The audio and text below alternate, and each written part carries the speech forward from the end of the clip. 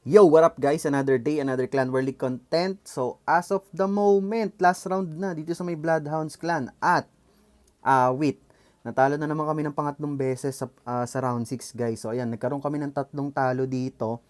And then, last round na, ongoing. So tanggap naman na namin na talagang hindi namin makukuha yung top 1 dito ngayong season. Dahil sobrang lakas nga rin ng mga nakakalaban namin sa taas. At the same time, marami kami talagang inalat ngayong season. So, ito ngayon magkalaban sa taas yung Bloodlust saka yung Knife Killer. So, yung top 1 and top 2 ang magkalaban. At, nako, ang nanalo pala sa kanila ay yung Knife Killers. So, sila ang mapopromote ngayong season.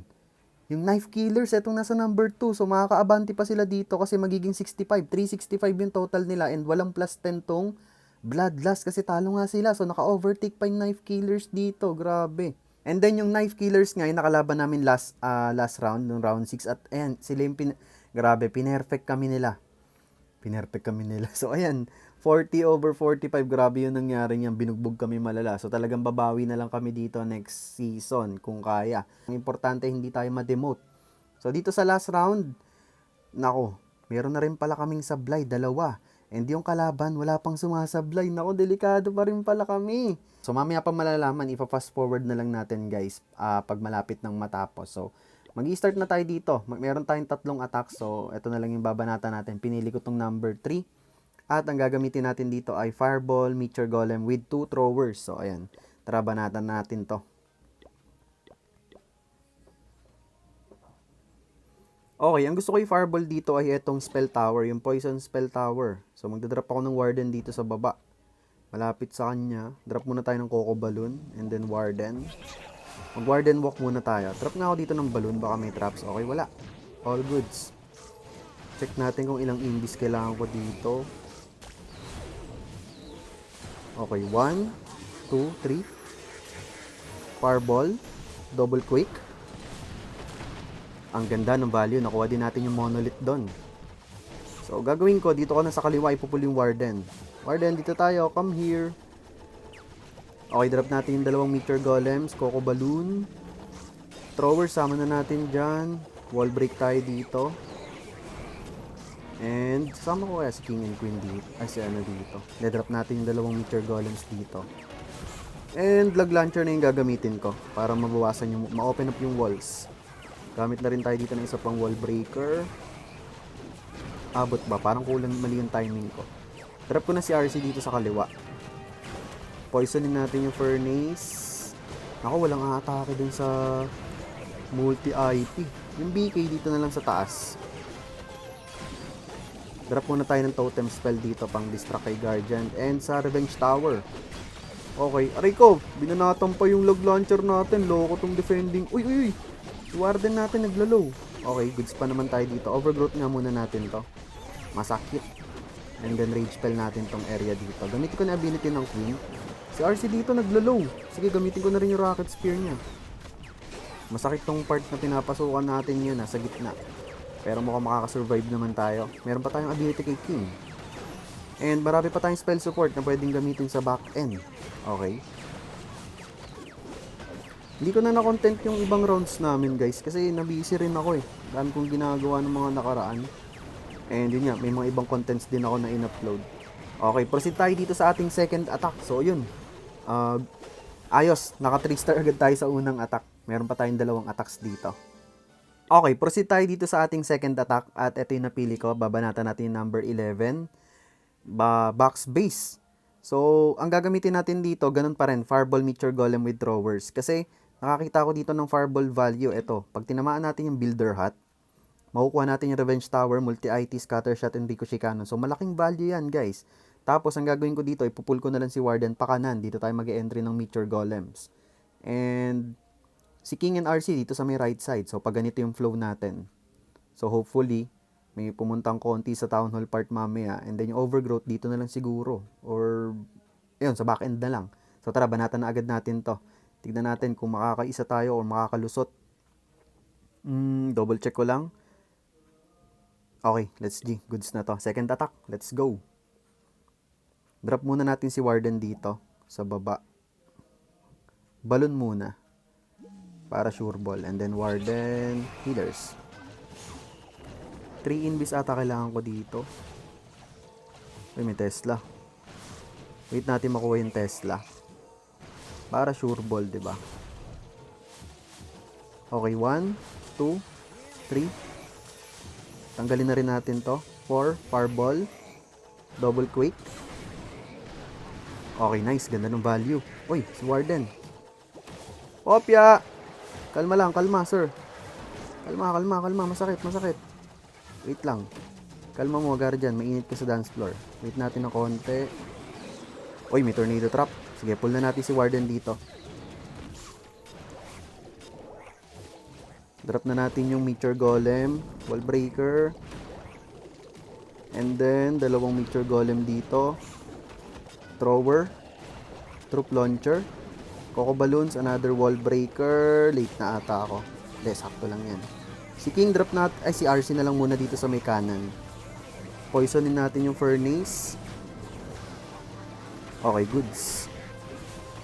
Okay yung flow natin. Check ko lang kung sino binabanatan dito. Okay, another totem spell muna dito. And then si King sa taas. Gamitin na natin dito yung Rocket Spear. Freeze muna natin multi-gear. Muntikan na. Akala ko binabanatan ako ng ano dito. Overgrowth ko nga muna to. Masakit yung Bomb Hive. Nangungulit, sir. Kaya lang yung Town Hall part dito. Problema ko ah.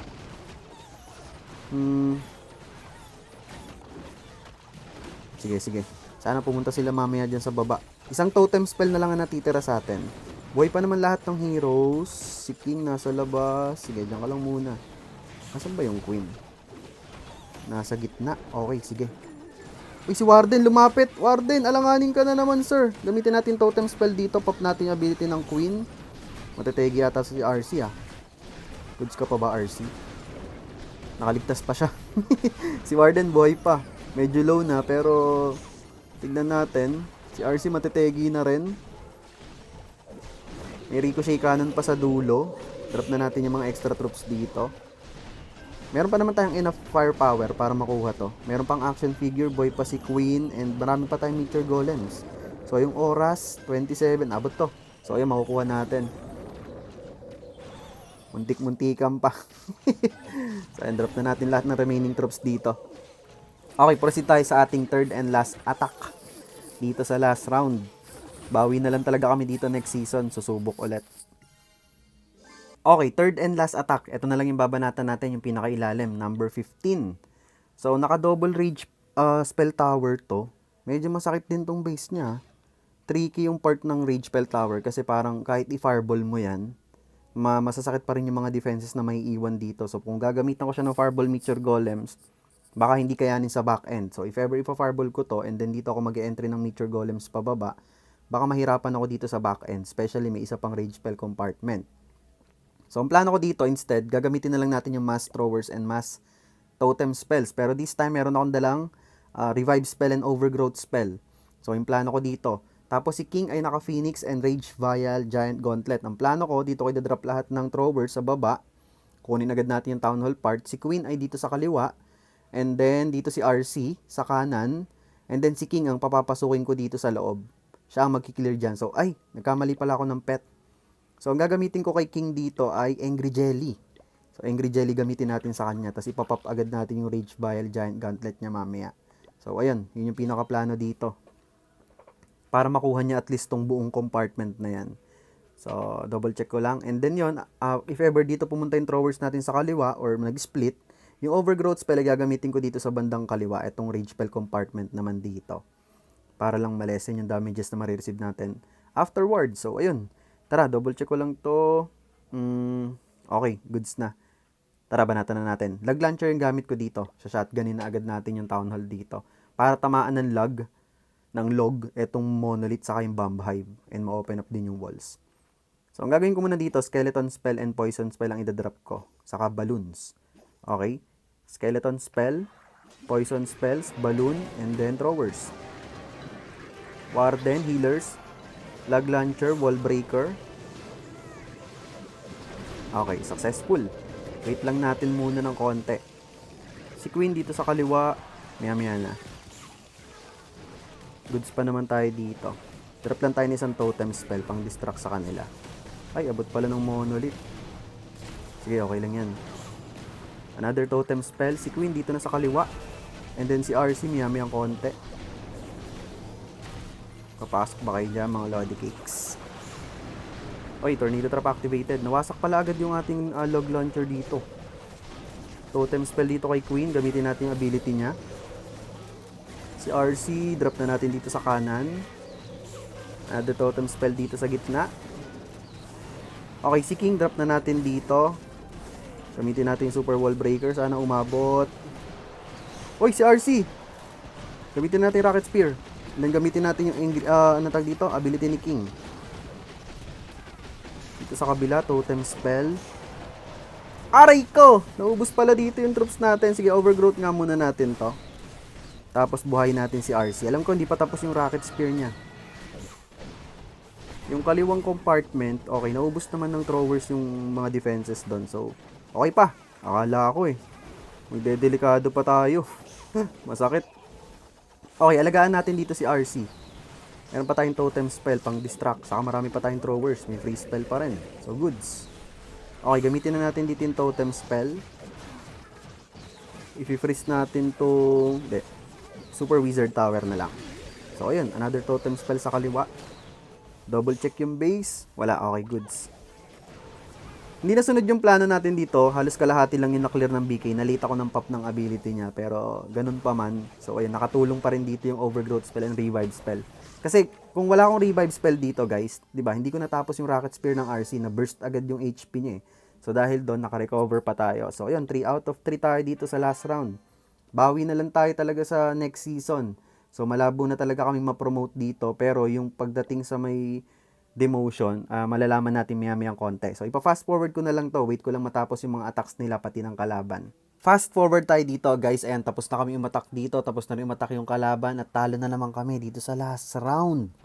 Grabe, sobrang nahirapan talaga kami ngayong season dito dahil sobrang mga batak at palo yung mga kalaban namin. At medyo inalat-alat nga rin kami ng mga attacks dito. So, ayan, ang magiging result nito, guys. Charan! Safe naman yung Bloodhounds clan. So, hindi naman siya ma-demote. Kasi, etong nasa pang-5 ay 323. Pero may attacks pa sila. May 3 attacks pa sila. And then, mananalo sila dito sa kalaban nila. Na Korean ata yan. So, mananalo sila dyan. Kasi 3 attacks. Kung tigto 2 star lang yon. So, plus 6 pa. And 39 yung magiging stars nila. Or kung makaka 3 star lahat. So, matik. 40 plus pa yung magiging score nila. So, aangat sila. Kami ay bababa, mapupunta kami sa pang number 5, and then ito namang number 6 ay panalo din sila. Nako, teka lang, kung panalo sila, yung number 6, 296, 300, safe kami. Bali, ang magiging ending nito, guys, kami ay mapupunta sa pang 5 pwesto. So, ayan, hindi kami madedemote. So, susubukan na lang natin uli bumawi dito next season. Grabe, sobrang palo talaga ng mga kalaban. Congratulations sa Knife Killers kasi sila yung mapopromote ngayon dito. Solid. Mga taga Brazil pala to. So ayan, nice game sa kanila. Pinerfect kami niyan eh. Grabe. So ayan, bago natin tapusin tong video, magpapakita muna ako ng mga attacks na ginawa nila. Mag-start tayo dito kay Mr. Suave sa number 2. At meron siya ditong Zap Thrower Smash. Okay, sige. Panoorin natin ginawa niya dito. Ice Golem and tinamaan ng Spring Trap. Coco Balloon, Warden, 2 Furnaces. Si Warden ay naka-sneezy. Okay. So, rumekta siya kay Guardian. Okay, sige. Tapos yung Zapquake, zoom out natin. Dito rin. Okay, sa may Town Hall Park. Kinuha niya yung Revenge Tower doon and... Ano ba yung katabi? Multi-IT ata, guys. Guys, oo nga. Multi-IT. So, ayan. Makukuha niya dito yung Town Hall and then dito na siya mag-start ng kanyang throwers. Pakanan. Grabe, nalakas ng kalaban dito ngayon. Akala nga namin mananalo na kami sa mga remaining rounds, pero yung mga nakalaban namin dito, puro batak din. Ang hirap talaga. Maganda rin ng mga base layout nila, kaya nag-struggle talaga kami ng malala ngayong season. So, titignan natin next season kung may chance tayo makabawi. Okay, nag-drop siya dito ng Siege Barrack sa may right side, and then si RC and King ang nasa may left side. Nice. Sakit talaga ng throwers ngayon, Oriko! Warden! Malapit na mategi si Warden! Grabe, ang sakit! What if wala pang life gem si Warden dito? Malamang naubos yung throwers dyan. So malaking tulong yung life gem para magdagdag ng mga hit points sa mga troops and heroes dito. So ayan, meron pa siya dito isang rage spell. Si RC gumamit na rin ng rocket spear. May free spell pa siya dito. Okay, last rage spell ginamit na dito sa may pupuntang back end. Si RC nagbabato ng rocket spear. Uy, may druid pala. Saan galing yun? Para may isang pirasong druid pa ata. Okay, may skeleton spell pa na ginamit pang distract sa monolith. At meron siyang free spell dito. So ayun, wasak na. Nice hit from Mr. Suave using Zap Thrower Smash. Uy, nategi pa si RC. Then pass forward na natin kasi nagki-cleanups na yung mga throwers dito. Nice hit kay Mr. Suave. Dito naman tayo sa number 8. Panoorin natin si 7-Up. Tignan natin ginawa ni Pito dito. Ganun pa rin. RC Walk Root Rider Valkyrie Smash. Mukhang ito trip na strat ngayon ni Pito Balik Root Rider ata siya ngayong season. So ayan, dito siya nag-start ng kanyang RC Walk sa may bandang 2 o'clock. Ang dami niyang invi sa 6. Okay. Naka-single cycle lang. Slowly but surely. Gusto niya atang kunin yung Revenge Tower. Uy, binanatan yung defending MP. Okay, 3 invis pa. Nag-double cycle na siya dito. Nice, makukuha niya yung Revenge Tower. And after nito, malamang recall out na to. Bye-bye. Recall out. Nice. Beautiful start. Buhay pa rin yung Spirit Fox. Ang ganda nun Ay, parang parehas to ng base na inatake ko. Oo nga guys. Parang parehas to nung Finarbol ko. Ito nga ba? Ewan ko, hindi. Or namamalik mata lang ako. Pero yan, dito siya nag-start ng kanyang Root Rider Valkyrie sa may bandang right side. And then si King and Queen, ng pang-counter funnel dito. Medyo natatraffic lang, may Ice Golem. Free hit pa yung MP Ayun, binanata ng Archers. Tegi, yung defending MP sa Archers. Okay. Si RC naka-Rocket Spear. Naka-Rage Gem and Eternal Tomb, si Warden. Troop Launcher. So ayan, yung iba nagtatanong kung gumagana pa rin yung Root Rider sa Town Hall 18 Meron pa rin gumagamit guys, depende talaga yun sa mastery nyo, dun sa strat. Medyo ang downside lang talaga nito, yun nga, dinadaanan lang nila yung Town Hall. Pero kung may dala kayong mga extra troops, ito tulad nito, may Yeti dito si Pito. So yung Yeti ang kumukuha sa Town Hall, di ba? Tapos tinutulungan pa ni Warden. So good thing na meron siyang dalang extra troops na possible talagang kumuha sa Town Hall part. So ayan, naggumamit siya dito ng Overgrowth spell sa may Poison spell compartment. And then, rocket balloon sa taas with baby dragon. Nice. Ganda ng pagkakasnake doon sa air defense. Dahil dyan, makukuha ng baby dragon yung mga trash buildings doon. And then, meron pa siyang King and Queen's ability rito. Si RC, buhay pa. Grabe, buhay pa rin yung Spirit Fox. Back to full health yung Fox. Parang nahil ata to ng healers. And then, ito, may mga swag pa siya ditong troops. Spells. Grabe, pati abilities. So, ang lakas pa rin ng Root Rider Valkyrie Smash, guys. Depende talaga sa mastery nyo dun sa strat. Nice hit. Okay, dito naman tayo sa number 13. Panoorin natin si Esports Ram. Si Brother Ram. Okay, meron siya ditong mukhang Fireball Root Rider Thrower Smash. Okay. Nag-start siya dito ng double inv. And then Fireball sa Ricochet Cannon. Nice. Good start. Perfect tile. Yung Quake Spell. Ganda. Ganda ng value. 2 invis lang yung invested. Saan kaya siya mag-entry? Mukhang sa kaliwa. Kasi nandito yung Town Hall malapit sa kaliwa. Kaliwa nga ba? Uy, may Tesla. Ay, hindi, kanan. Okay, dito siya mag-i-start. Sa may parte ng monolith. Okay. Then, ito na. Kanyang Root Riders with Throwers. Para maganda rin kasama ng ng Throwers, yung Root Rider. Kasi yung Root Rider na nag-open up ng walls Siyempre, mabagal mag-walling yung mga throwers Okay, gumamit siya dito ng Giant Arrow and action figure sa may right side. And then si King and si RC, kasama na rin dito ng Queen para mag-counter funnel. Nag-pop na rin agad siya ng Rocket Spear ni RC. So, para ma-burst agad dun yung monolith. Nice. Si King kasama sa loob. Okay. Naka-Earthquake Boots and Spiky Ball pala siya. So, malamang kasama talaga. Kaya lang, lumalabas. King, pasaway ka. Okay, gumamit siya ng Overgrowth spell dito sa may left side. Si RC naka-inv. Meron pa siya ditong Freeze and Totem. Isang inv pa rin siya. Okay, nategi na yung Queen. So si RC, buhay pa rin yung Spirit Fox. Ang dami niyang pan-throwers dito. Out of spell support na siya. Okay, sayang yung Earthquake Boots ng BK nung lumabas kasi hindi sumama sa loob eh. Pero yun nga, wala naman naging problema kasi na-secure pa rin dito. Yung Esports RAM, yung 3-star. Napakasakit ng thrower. Gumamit na siya dito ng Rage Spell. Grabe, sinasaglit lang yung mga defenses oh. Grabe, ilang hits lang yung X-Bow. Sobrang kati, sir. Matetegi pa ba si RC dito? Oo nga, matetegi pa si RC dito at yung throwers na yung maglilinis dito sa si King. So ayun, nice hit from Esports RAM using Fireball. Root Rider Thrower Smash. Nice hit. Okay, dito naman tayo kay Orez Eno. Panoorin natin si Orez Eno.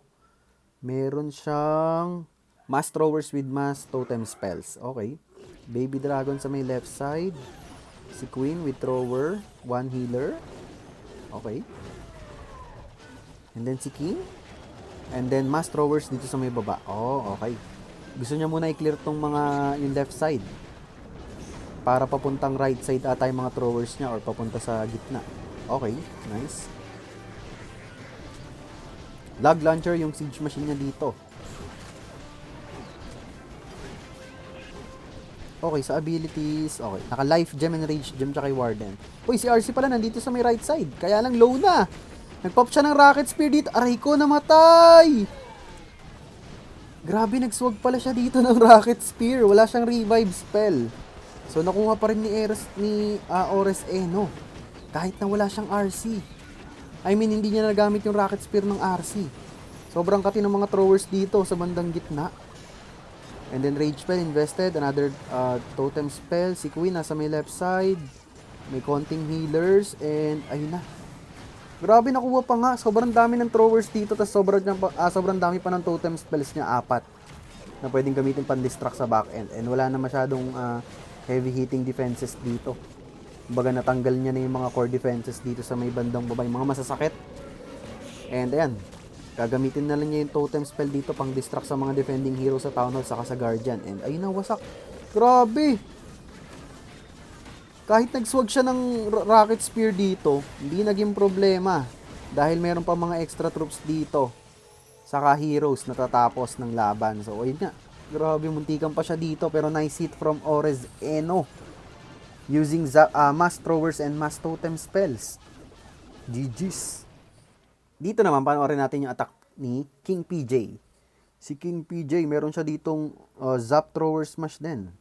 Zap Thrower Smash. Okay. Nag-start siya ng Warden sa may 12 o'clock. Si Warden ay naka-life gem and rage gem with 2 furnaces. Okay. And then Quake Spell, Zap sa may Revenge Tower and Multi-IT. Okay. Nice. Good start. So, saan kaya siya pupunta? Kanan or kaliwa? Wala namang problema since symmetrical yung base layout ng kalaban. So, meaning, parehas lang yung both sides. Yung right and left. Halos the same. Yung Wizard Tower lang pinagkaiba. Ito lang, Ricochet Cannon and Multi-Arch Tower. Okay. Nice. Nakuha niya pa dito yung defending BK saka MP.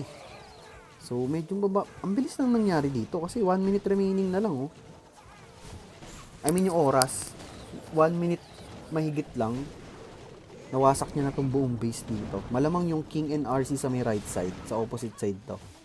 Kasi pag sinama niya dito sa may kaliwayan, kakapusin siya ng oras eh. So, malamang dito yung King saka RC sa may kanan. Si Queen nasa may left side. Okay, nice. And ay na nga, si King nandito. Malamang kasama niya si RC. Ay na nga.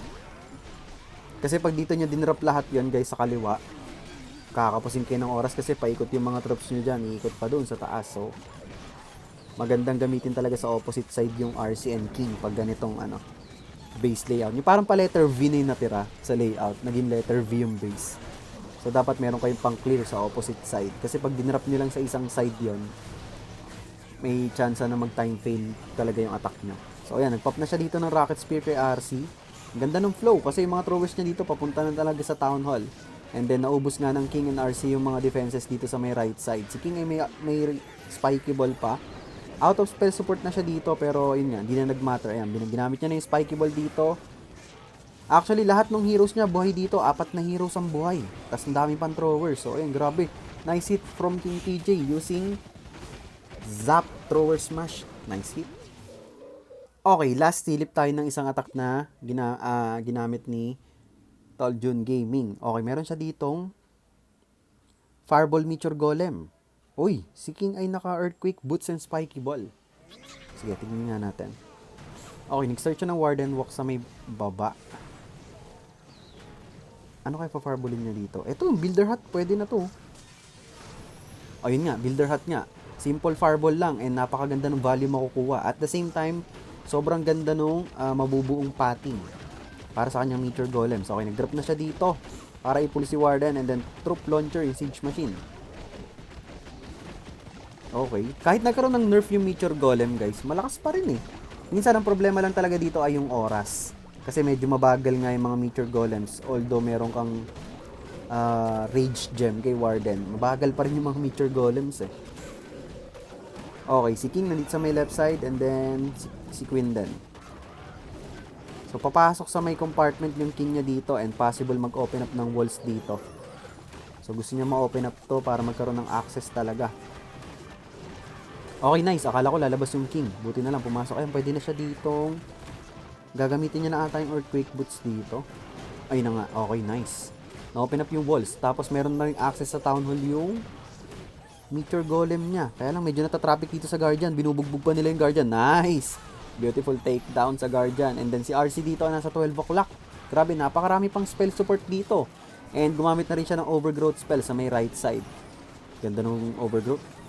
Speeder, Spell Tower, Monolith, and Ricochet Cannon. So, swabing-swabe. Uy! Mabuti. Merong isang Meteor Golem doon na nag-secure ng Town Hall. Kaya lang, nasa kanya yung mga healers dito. Pasaway na healers talaga kahit kailan. Okay, nag-pop na siya dito ng Rocket Spear kay RC. 3 invis. Ang dami pang spell support. Pwede niya nang iswag lahat yan, guys. Kahit di na gamitin. Wasak na yung base dito. Pero ayan, gagamitin niya. May Monolith pala. And, ayun na. Grabe. Swag na yung 3 invis dito, guys. Nice hit using Fireball Meteor Golem. GG's. So, ayun nga, guys. Sad to say, hindi kami mapopromote. Pero, good thing na hindi rin kami madedemote. So, babawi na lang talaga kami dito next season. Ayan, tapos na naman na umatak tong mga to. And pati itong mga nasa taas, tapos na rin. So, ayan, better luck next time talaga. Grabe, 4 na talo kami dito.